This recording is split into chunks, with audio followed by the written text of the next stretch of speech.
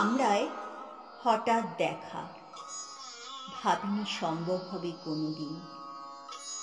আগেও কি বারবার দেখেছি লাল রঙের শাড়িতে, ডালিম ফুলের মতো রাঙা। আজ পরেছে কালো রেশমের কাপড়, আঁচল তুলেছে মাথায়, দোলন চাপার মতো চিকন গোড় মুখখানি ঘিরে।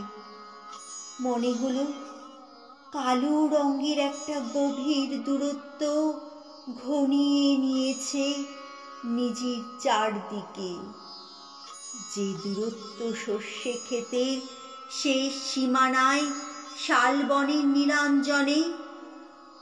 থমকে গেল আমার মনটা। চেনা লোককে দেখলেন অচেনার গাম্ভীর্যে।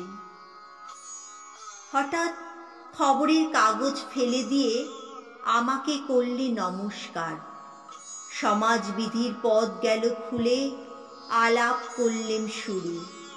কেমন আছো, কেমন চলছে সংসার ইত্যাদি। সে রইল জানলার বাইরের দিকে চেয়ে, যেন কাছের দিনের ছোঁয়াচ পার হওয়া চাহনিতে।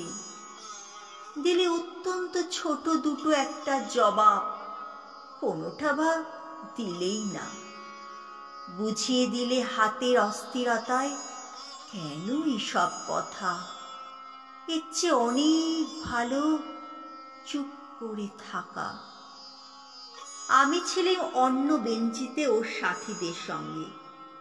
একসময় আঙ্গুল নেড়ে জানালে কাছে আসতে। মনে হলো কম সাহস নয়।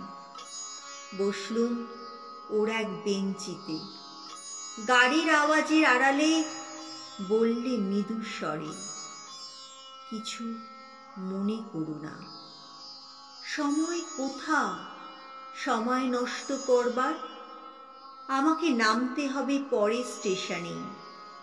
দূরে যাবে তুমি, দেখা হবে না আর কোনো দিনই। তাই যে প্রশ্নটার জবাব এত কাল থেমে আছে, শুনবো তোমার মুখে। সত্য করে বলবে তো? আমি বললেন, বলবো। বাইরে আকাশের দিকে তাকিয়ে শুধলো, আমাদের গেছে যেদিন একেবারেই গেছে, কিছুই কি নেই বাকি। একটুকু রইলেন চুপ করে, তারপর বললেন, রাতের সব তারাই আছে দিনের আলোর গভীরে। খটকা লাগলো, কি জানি বানিয়ে বললেন নাকি।